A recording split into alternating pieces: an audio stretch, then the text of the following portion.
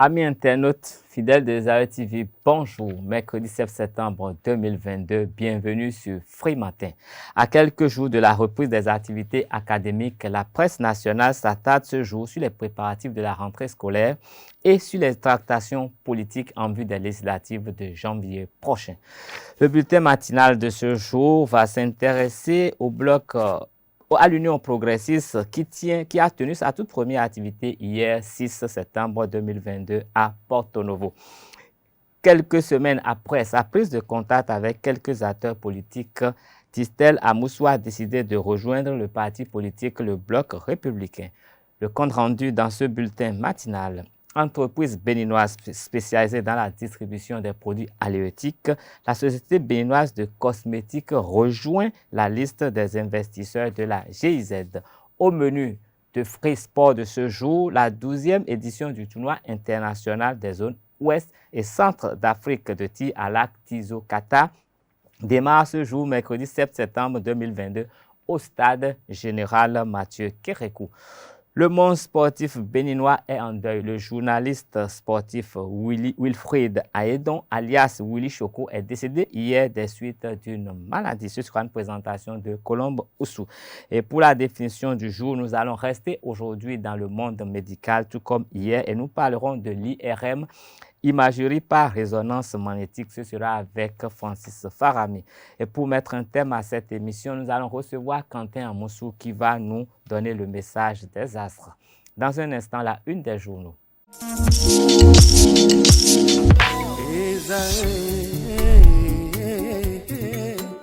Bonne nouvelle pour la rentrée académique 2022-2023, l'École supérieure d'administration, d'économie, de journalisme et des métiers de l'audiovisuel ESAE vous ouvre les portes de ses différents sites. À Gbedjourmende, à Bomé-Calavi, à Kwakpa et même à Parakou, l'université ESAE vous offre des bons d'études et des demi-bourses dans toutes ses filières en licence 1, 2 et 3. Et pour les 100 premières inscriptions en master 1 et 2, bénéficiez des demi-bourses. Nouveau bachelier, vous avez au moins la mention assez bien, inscrivez-vous vite à ESAE et bénéficiez d'un bon de 50 000 francs CFA. Étudiants, étudiantes et nouveaux bacheliers, payez 200 000 francs CFA en sciences de gestion, sciences économiques, sciences juridiques et en administration des affaires en licence 1, 2 et 3 et 500 000 francs CFA en master 1 et 2, 250 000 francs CFA en administration générale, administration des finances, journalisme et métiers de l'audiovisuel en licence 1, 2 et 3 et 600 000 francs CFA en master 1 et 2. Alors, inscrivez-vous vite et profitez des offres exceptionnelles mais également d'un enseignement de qualité à l'université d'excellence ESAE. Infoline 90 93 65 21 ou le 98 98 14 00. ESAE, l'excellence a un nom.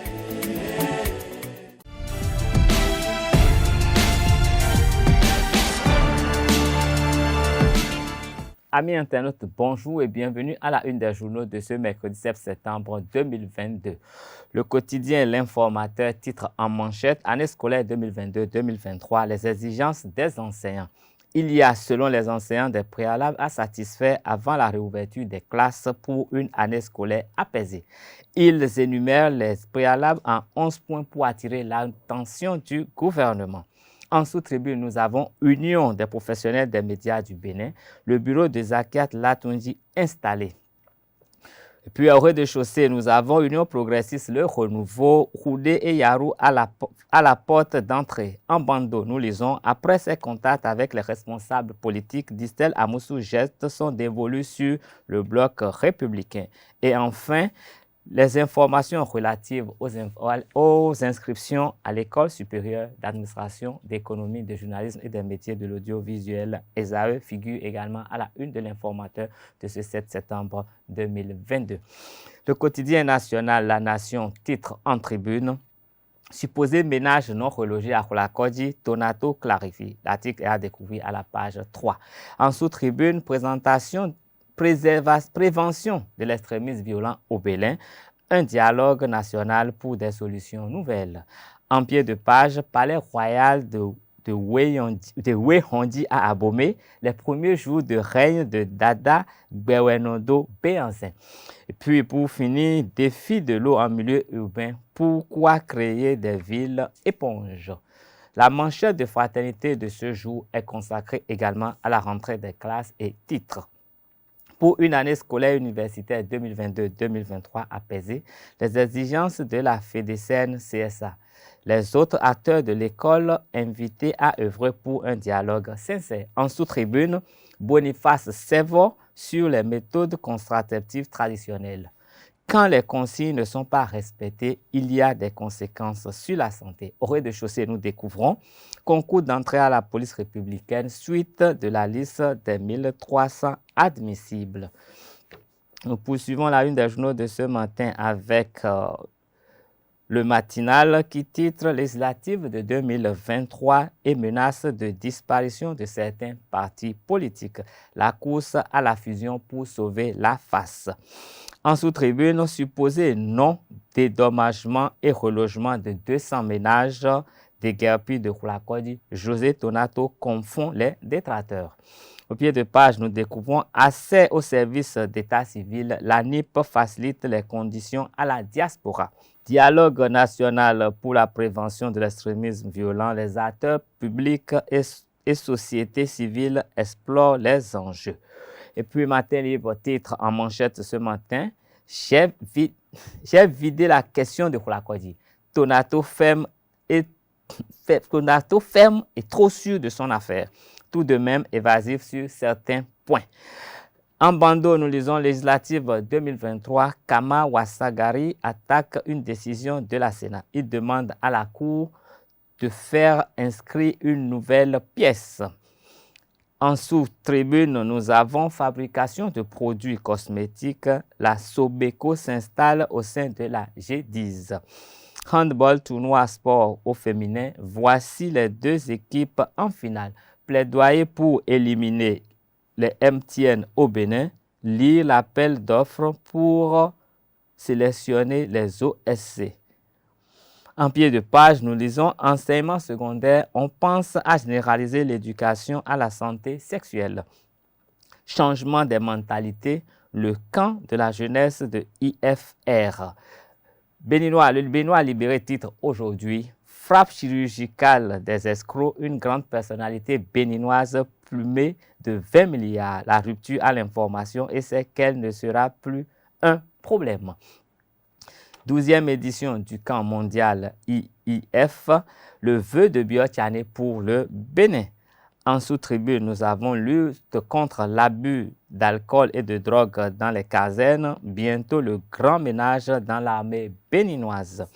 D'Albarou de ce matin, titre débat d'orientation budgétaire à la mairie de Péonko. Le maire Ouroumare pour satisfaire les besoins de ses populations. Au pied de page, nous découvrons Alibori, session du bureau exécutif de l'APIDA, les questions de développement de l'association débattues. Ce sera tout pour la une des journaux de ce matin. Vous pouvez retrouver toutes ces parutions dans les kiosques et en ligne.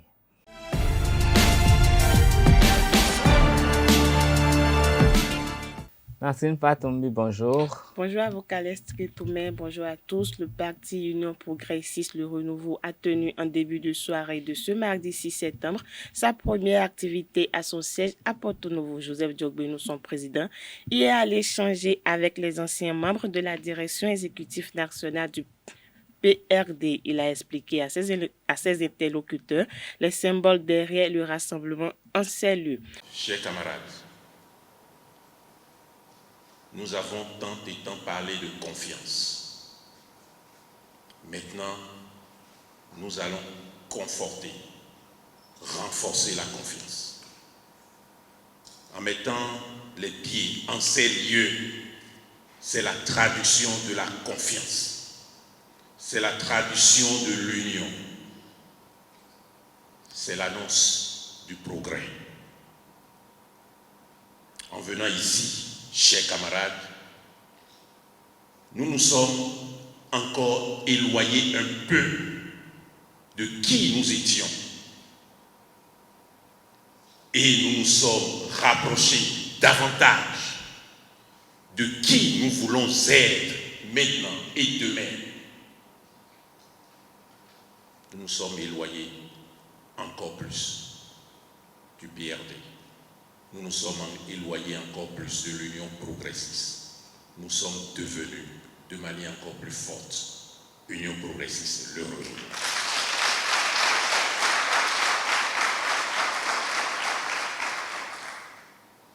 En venant ici,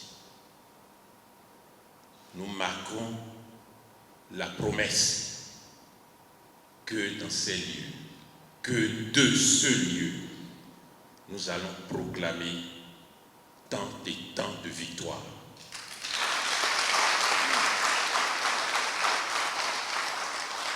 Que nous allons incarner davantage notre pays pour le bien.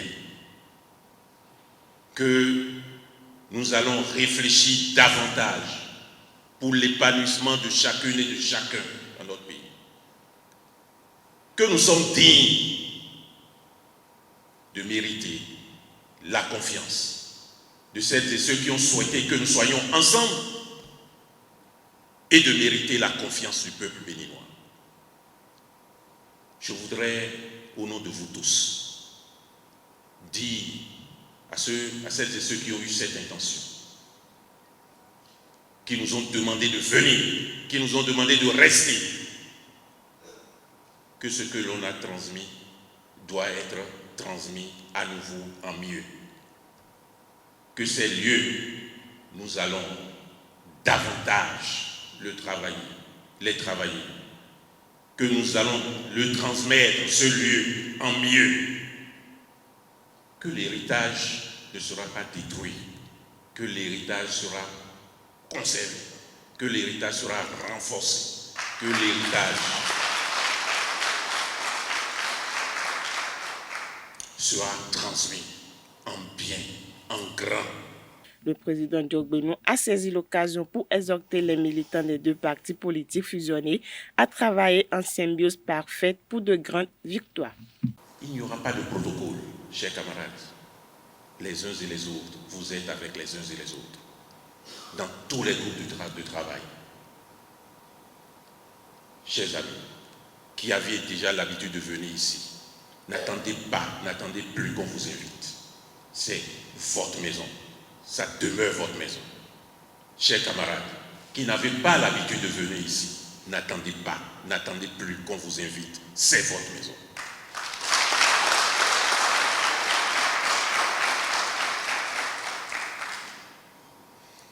C'est ce que je souhaitais vous dire, à vous toutes, à vous tous. Cette conviction forte que la volonté de nos pères fondateurs, c'est Dieu qui l'a inspiré. Et quand Dieu donne rendez-vous, il ne faut pas le manquer. Nous ne devons pas manquer le rendez-vous que Dieu nous a donné, nous, responsables du parti Union progressiste, le renouveau.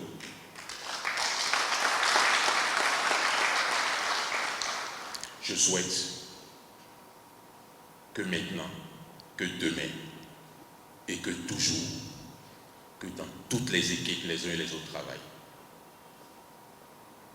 Que dans toutes les intentions, les uns et les autres soient pris en compte. Qu'il n'y ait pas de quota, qu'il n'y ait pas de chiffres, qu'il n'y ait pas de limites. Nous le devons à vous tous, nous le devons à notre peuple.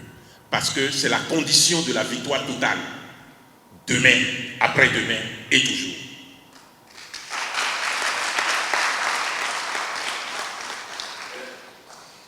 Alors encore une fois, au travail. Au travail. Pour davantage rendre plus beau ce lieu. Pour davantage rendre plus accueillant ce lieu. Pour davantage d'ici annoncer d'autres victoires encore plus grandes.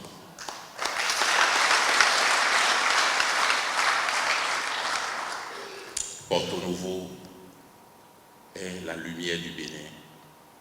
Et l'Union progressiste rayonnera depuis la lumière du Bénin. Nous le disons parce que Dieu veille. parce que les membres de nos ancêtres veillent, parce que chacun de vous veille. Au sortir de la rencontre, Edmond Agua, Lucie Cessinou, membre de la direction exécutive nationale de l'UPR, et d'autres participants ont commenté la démarche du président Joseph Tchogbenou.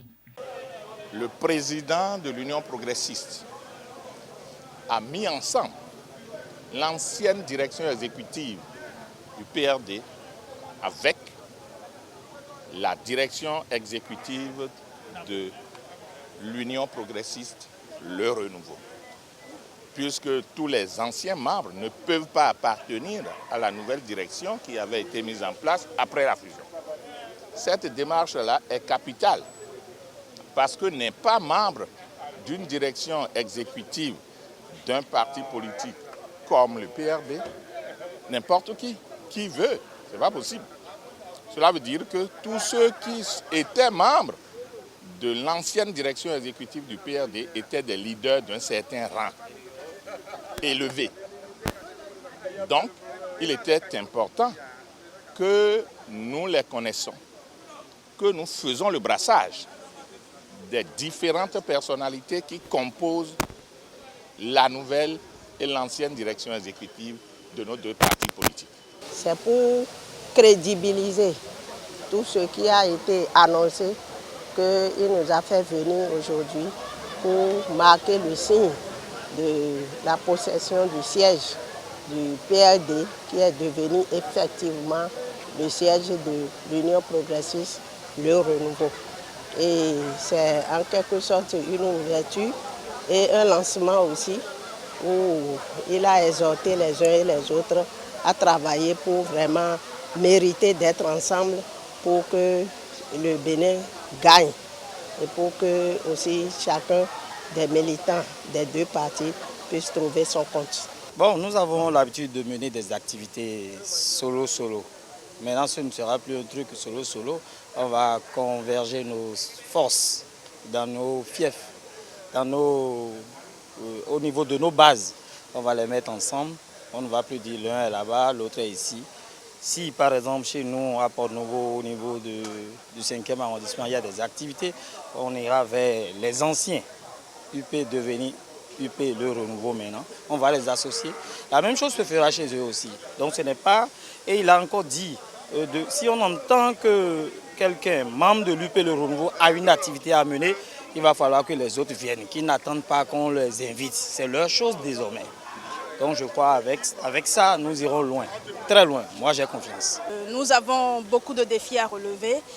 Déjà que la réforme du système partisan a été concrétisée par l'attestation de ce grand parti-là, il nous reste maintenant à aller à la base, aller sur le terrain et commencer le véritable travail. Distel Amoussou, consultant médias, communication et analyse politique, a fait une déclaration politique ce mardi 6 septembre 2022 dans un hôtel de la place. Au menu de cette déclaration qui intervient après ses rencontres avec les responsables de plusieurs partis politiques, Distel Amoussou a annoncé la couleur de la tunique qui sera la sienne dans l'arène politique. Il s'exprime au micro de Anel Do. C'est un choix bien pensé. C'est un choix libre. C'est donc en toute responsabilité que pour la suite de mon plaidoyer pour la sécurisation des réformes structurelles et fonctionnelles en cours chez nous, j'ai décidé d'intégrer le bloc républicain. Pour ce que ce grand parti politique est à mes yeux, et après avoir échangé avec les responsables au plus haut niveau de tous les grands blocs politiques de notre pays, le bloc républicain est en effet la réelle incarnation d'un parti national.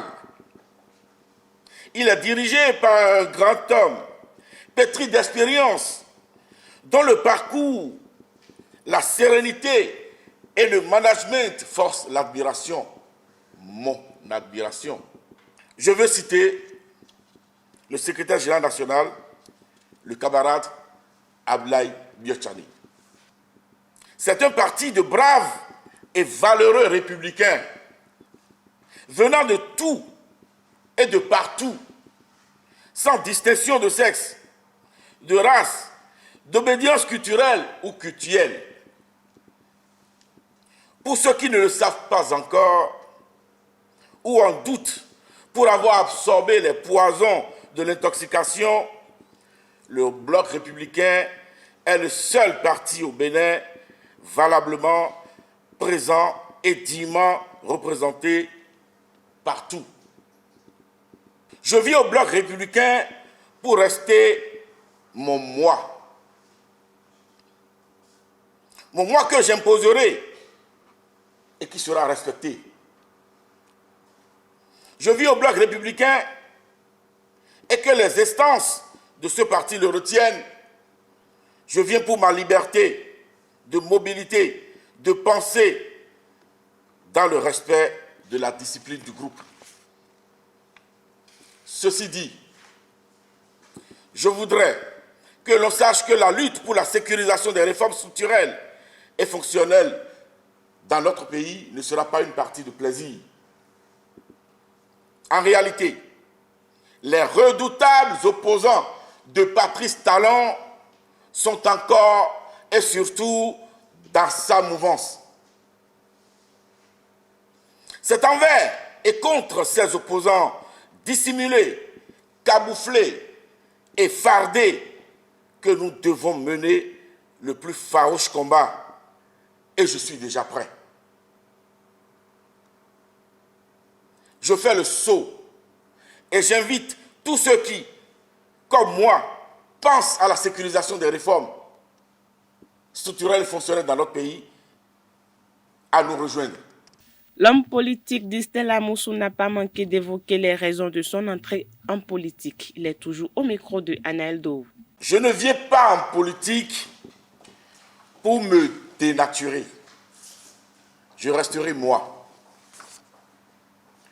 Moi, dans mon intégralité et la plénitude de ma posture. Je viens en politique pour apporter ce mien à la sécurisation des réformes en cours dans notre pays.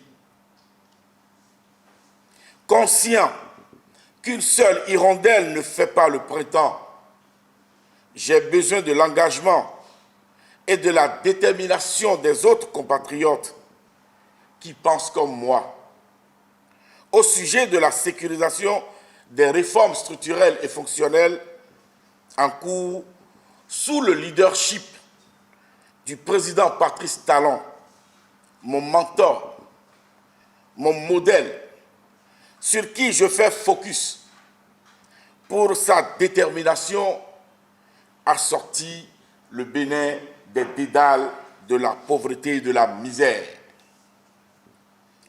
Pour atteindre cet objectif, il est de besoin de prendre des décisions courageuses et d'engager des réformes révolutionnaires. Patrice Talon s'y met sans ménagement, non sans émotion. A dit vrai, ce passage est obligé pour notre pays. Il faut le reconnaître. Et beaucoup d'autres, dans les pays africains et sur d'autres continents, nous regardent. Ils nous observent. Nous n'avons donc pas le droit d'échouer.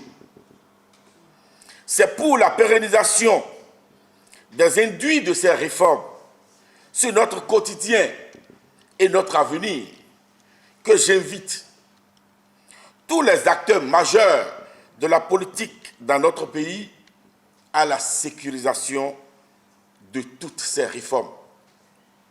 Ces réformes, je le reconnais, sont perfectibles et chaque courant de pensée politique pourra les adapter, les moments venus, au prisme contextuel et avec ses lunettes idéologiques, sans jamais pour autant réussir à dézinguer ces réformes qui nous sont si chères.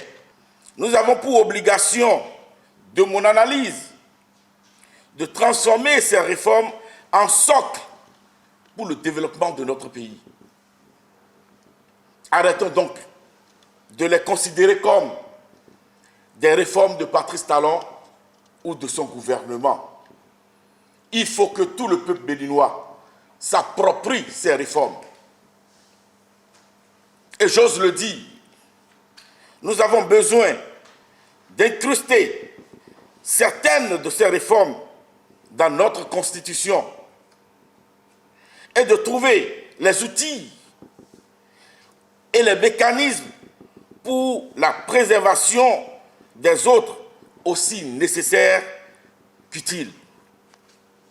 Afin de donner un sens à cette lutte, je me trouve dans l'impérieuse nécessité stratégique de faire mon entrée en politique.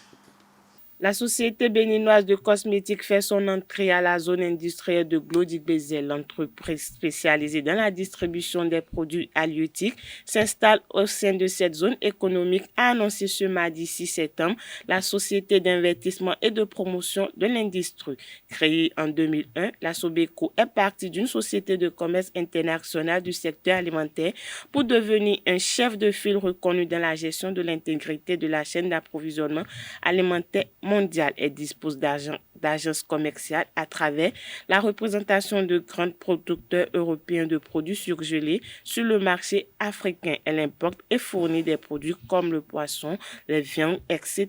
Notons que la Sobeco est la 36e compagnie à s'établir au sein de la G10. Elle développe sur 3 hectares une vision sur la production de cosmétiques à base de karité, d'avocat et de mangue et emploiera une centaine d'employés.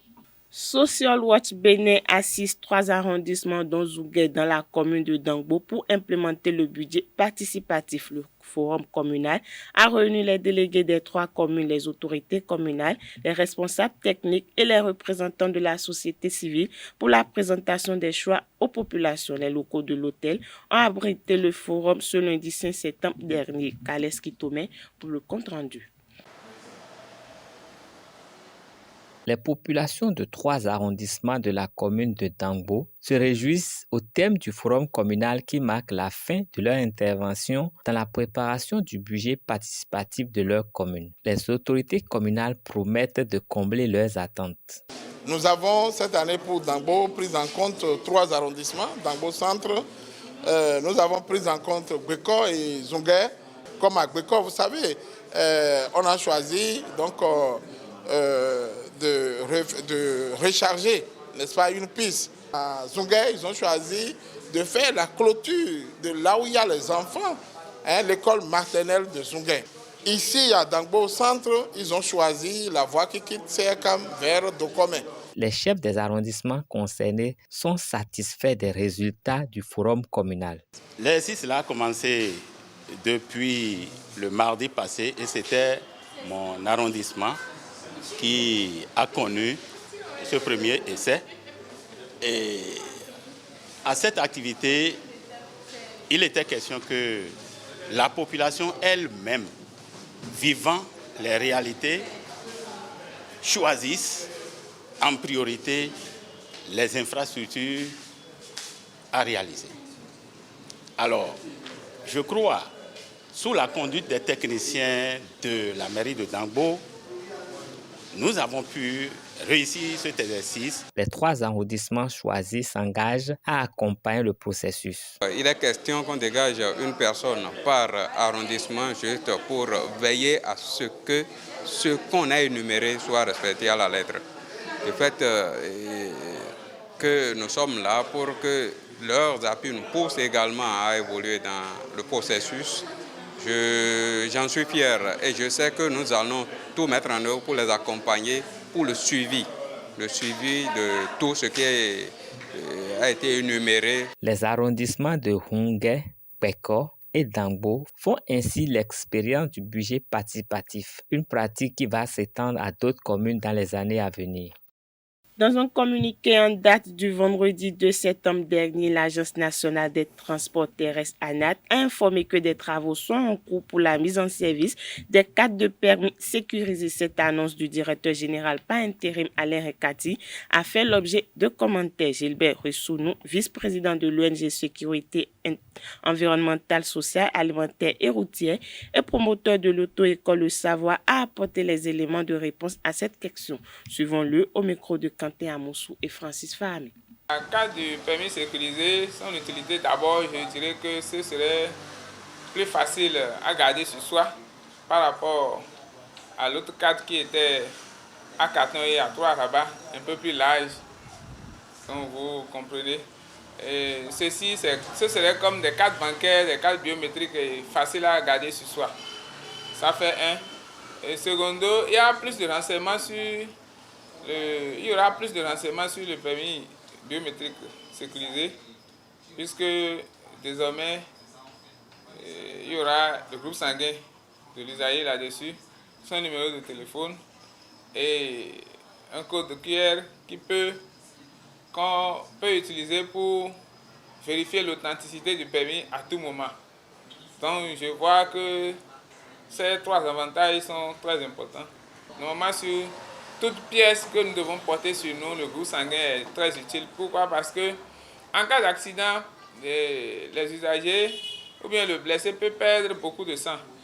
Maintenant, arrivé à l'hôpital, avant d'aller lui faire le test pour voir si c'est de tel groupe, ça fait un peu de perte de temps. Déjà avec sa carte dans sa poche, on sait qu'il est de groupe B ou bien n'importe quel groupe et facilement on peut lui faire une transfusion. À cause de ça, souvent il y a des groupes sanguins qui sont sur des cartes. Et ça peut être ramené maintenant sur la carte biométrique du permis de conduire, la carte sécurisée. Dans une décision prise par le directeur général de la police républicaine Soumaïla Yaya, plus d'une centaine de policiers ont été radiés pour violation du code d'éthique et déontologique. Certains parmi eux ont été sanctionnés pour des actes liés à la corruption, notamment pour avoir rançonné et stocké des fonds chez des usagers. Questionnés à ce sujet, plusieurs citoyens de la ville de Cotonou demandent clémence auprès des décideurs. Ils sont au micro de Francis Fahmy. Souvent, les policiers dans les faits, dans les agglomérations, si vous êtes en infraction, ils vont vous arrêter. Et quand ils vous arrêtent, c'est souvent les usagers même qui commencent à négocier avec eux.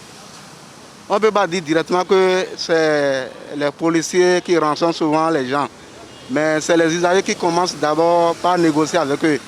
Parce qu'eux aussi ils savent qu'ils ne sont pas en règle, quoi.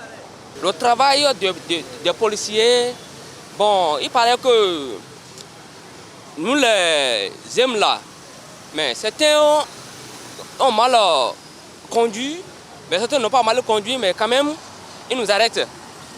Quand ils nous arrêtent, on pose la question de savoir quel problème nous avons et à dire que de venir, de la poursuivre. Ah. Quand tu n'as pas au moins quelques sommes ou bien 1000 francs, 2000, bon, on te dit d'aller au trésor. Bon, ils nous donnent un thème ici. Ils nous donnent un thème ici quand même les bonnes doigts tchaïtons doigts. Même les copains qui ont doit même quoi, nous c'est vrai, on doit mais les dossiers, mais aussi côté de côté mais on donne des siens quoi. Mais de côté donc quand tu les mais on était de feu là surtout et donc vous les mêler mando bloqué quoi puisque non comment dire, il y a deux mêlés quoi bon le feu là même il y a deux mêlés on nous est qu'un donné bon mais vous lui là à l'hôpital mais vous le fait quelque dans le dossier là et kasi et donner à policier là moi ici mettre les sous parce que policier ou lui me dire sur on va négocier la policier là quoi donc uniquement donc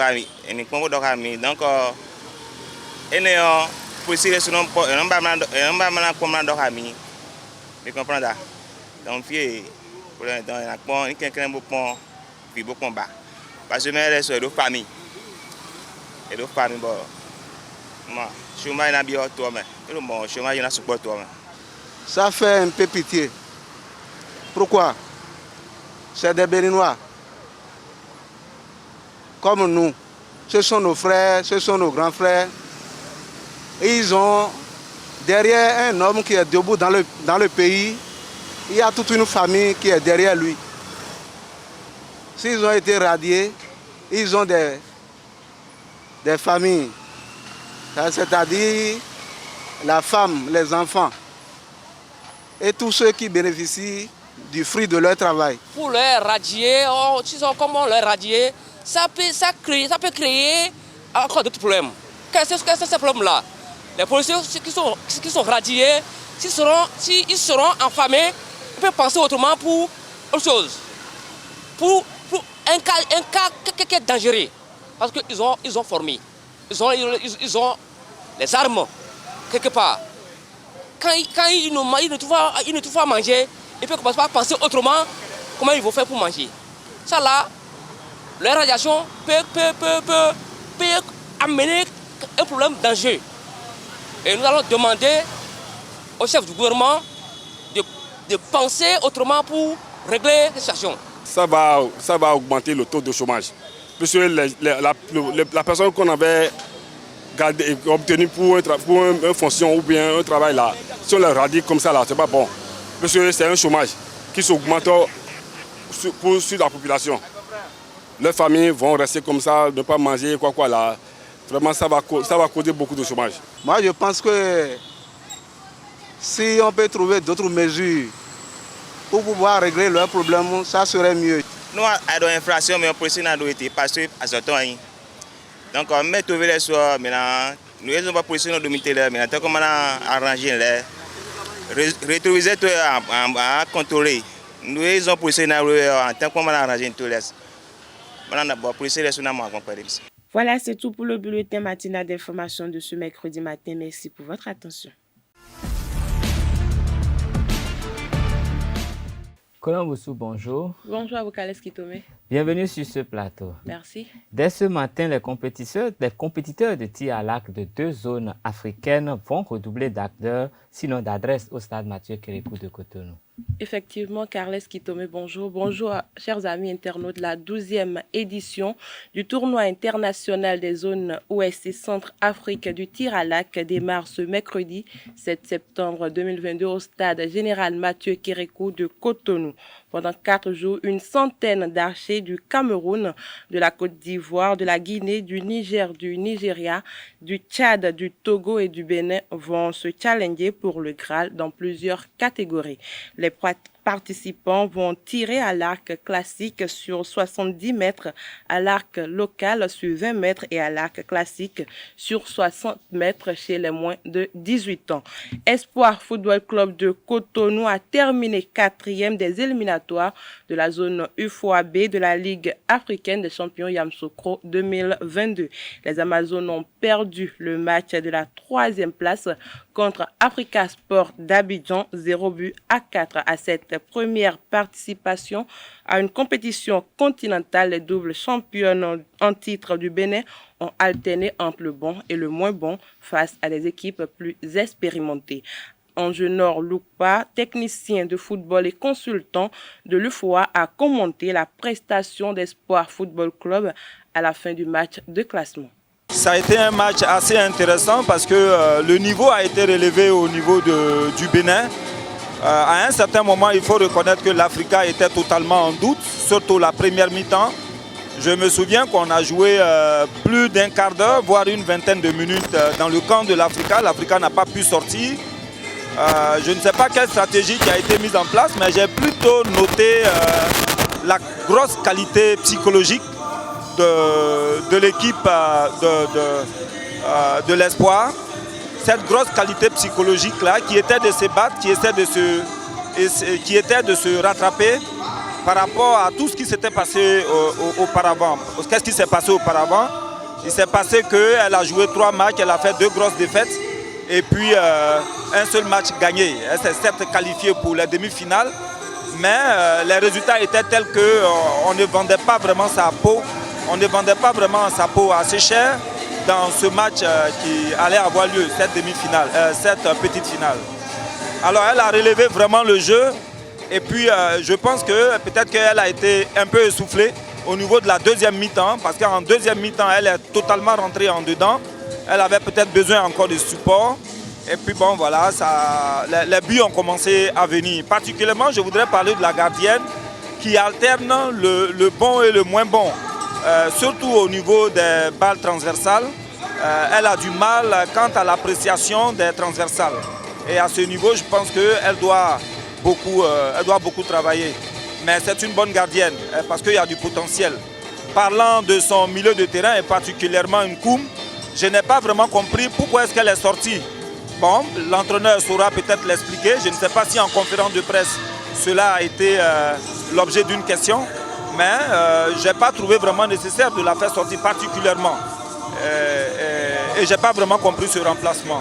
Dans l'ensemble, il faut dire que ça a été une équipe qui a joué. Surtout, elle s'est bonifiée, elle s'est reprise, je dirais, sur le plan psychologique et c'était vraiment assez intéressant. Par contre, l'Africa était sur une dynamique de victoire après avoir joué 3 matchs, dont 2 victoires et 1 nul. Un nul de 1-1, mais qui termine bien sûr par une défaite au tir au but. Elle était quand même sur une dynamique de victoire. Elle avait déjà marqué 9 buts dans ce tournoi.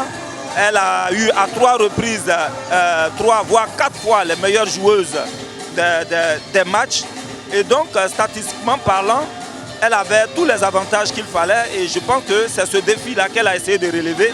Et elle s'est permis aujourd'hui de pouvoir battre l'équipe de l'Espoir du Bénin. Je ne dirais pas facilement, mais surtout en deuxième mi-temps, elle a mis le pied sur l'accélérateur pour pouvoir faire la différence.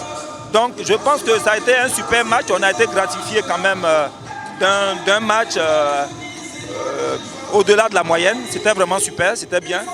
Et j'espère que l'équipe de l'Espoir reviendra beaucoup plus forte. Je pense qu'elle a juste besoin d'organisation, elle a juste besoin de beaucoup plus de discipline tactique, parce que sur le plan tactique, ce n'était pas aussi trop bon. Donc elle a besoin de beaucoup plus travailler tactiquement et physiquement, bien sûr. Je pense que d'ici l'année prochaine, dès qu'elle est là et que le travail a été fait, elle sera beaucoup plus coriace, beaucoup plus difficile à contourner. Bayelsa Queens FC du Nigeria s'est adjugé le ticket qualificatif de la zone UFOAB pour la phase finale de la Ligue africaine des champions féminines Maroc 2022. Les Nigérianes ont dominé les Ghanéennes DPM Darkoa FC 3-0 lors de la finale. Le championnat national féminin de rugby à 7 couplé avec la Coupe de l'Indépendance a connu son verdict final avec le Graal des Buffles de Parakou le samedi dernier sur la pelouse synthétique de l'université d'Abomey-Calavi.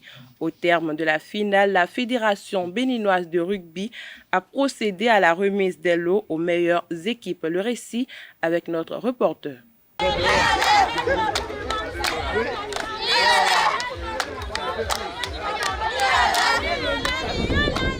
Le championnat national féminin de rugby à 7, couplé avec la Coupe de l'Indépendance, est désormais conjugué au passé. Après une longue journée autour de la balle ovale sur la pelouse synthétique du campus d'Abomey-Calavi, le samedi 3 septembre 2022, les Buffles de Parakou s'offrent le Graal en finale en venant à bout des loups-garous d'Avrancourt.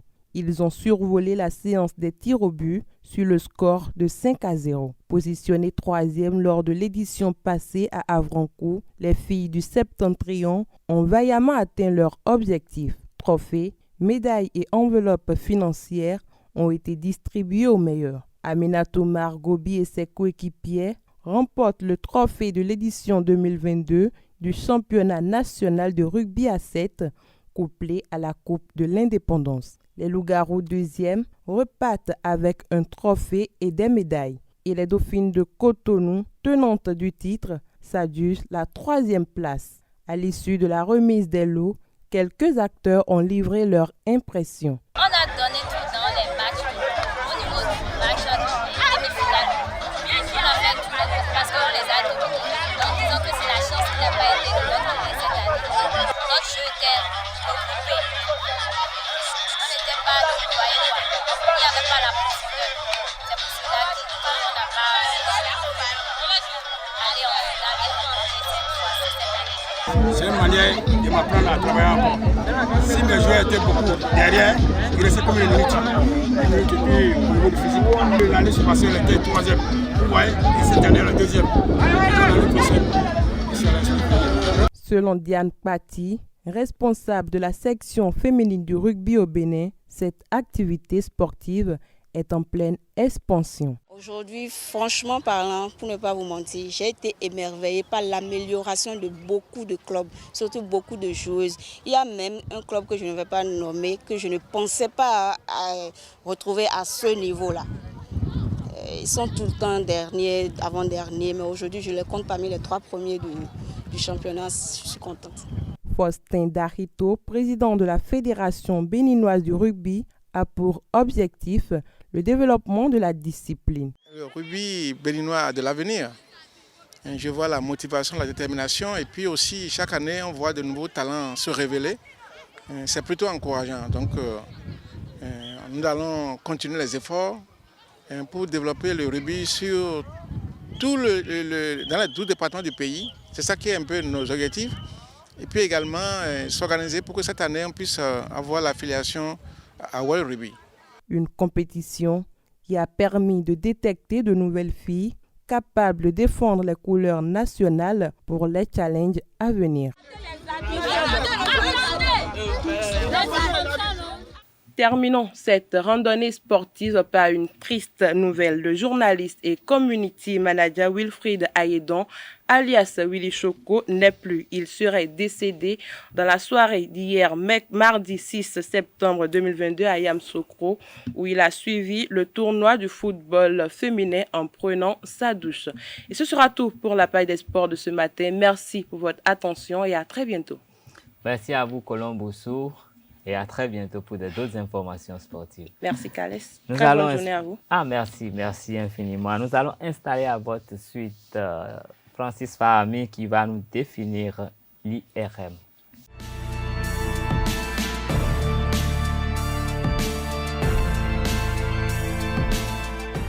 Francis Fahami, bonjour. Calès Kitome, bonjour. Qu'entendons-nous par IRM?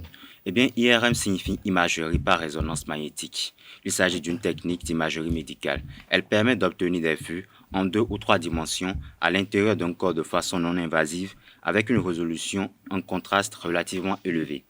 En imagerie médicale, l'IRM est principalement dédiée à l'imagerie du système nerveux central, des muscles, du cœur et des tumeurs. L'appareil IRM est parfois désigné sous le nom de scanner, ce qui en français prête confusion avec le tomodensomètre. La création de l'IRM, il faut le rappeler, est passée par des dates, des événements, c'est des noms comme Edouard Miles, Pucelle et bien d'autres. Calès Kitome, voilà l'essentiel à retenir du mot IRM pour aujourd'hui. Merci à vous et à bientôt sur le plateau de Free Matin. Merci à vous également. Nous allons recevoir juste après vous et à la même position Quentin Amoussou qui va nous donner l'horoscope de ce jour.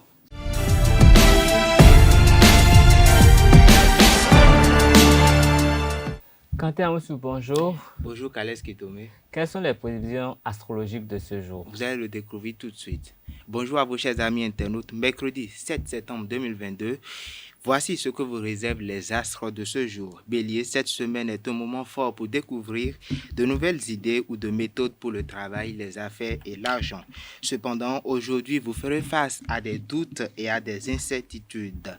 Taureau, vous avez beaucoup de motivation pour réussir et produire aujourd'hui. Essayez de profiter des sentiments d'inspiration et ne laissez pas l'insécurité gâcher les choses. Gémeaux, avec la lune dans votre 9e maison solaire toute la journée, les petites choses qui peuvent également prendre beaucoup de votre temps ne semblent pas si pressantes ou préoccupantes aujourd'hui. Cancer, vous allez plus loin et traiter plus vos sentiments, ce qui peut vous mettre un peu en retrait. En effet, vous êtes plus en contact avec vos besoins et vos désirs les plus profonds. Quant au Lion, vous pouvez proposer de nouvelles idées au travail ou pour des questions financières cette semaine et vous pourriez avoir l'impression que vous avancez agissez vraiment en conséquence. Vierge, vous pouvez avoir du mal à vous amuser si vous ne faites pas quelque chose de productif, ce qui peut vous libérer de la culpabilité et des inquiétudes. Chers amis Balance, votre intuition fonctionne très bien ces jours-ci et elle peut très bien vous servir si vous évitez de laisser le doute vous envahir. Scorpion, cette semaine peut apporter des informations passionnantes. Cependant, il y a des jours où il est avantageux de ne pas faire des vagues et aujourd'hui pourrait être l'un de ces jours. Sagittaire, si votre vie personnelle peut beaucoup vous préoccuper, ne laissez pas les doutes interférer avec les opportunités professionnelles. Capricorne, évitez de céder aux sentiments de doute ou de timidité car ils peuvent vous empêcher d'explorer et d'exprimer votre côté créatif. Verseau, les gens sont plus attirés par vous que d'habitude. Vous pourriez recevoir de nouvelles qui jettent un doute sur une situation. Poisson, pour finir, si vous désirez vous cacher afin de pouvoir reprendre contact avec vos sentiments intérieurs, aujourd'hui, c'est le bon moment pour le faire. C'est un moment naturel du mois lunaire pour se mettre en retrait et reconstituer votre esprit intérieur. Fin de l'horoscope de ce 7 septembre 2022. Merci de m'avoir suivi. À très bientôt. Merci à vous, Quentin Amoussou. Merci à vous, chers amis auditeurs et chers amis internautes qui nous avaient suivis ce matin. Je souhaite un joyeux anniversaire à tous les natifs du 7 septembre et spécialement à la mère de notre collègue Billy Livy. Ce sera tout pour Free Matin. À demain pour un autre rendez-vous.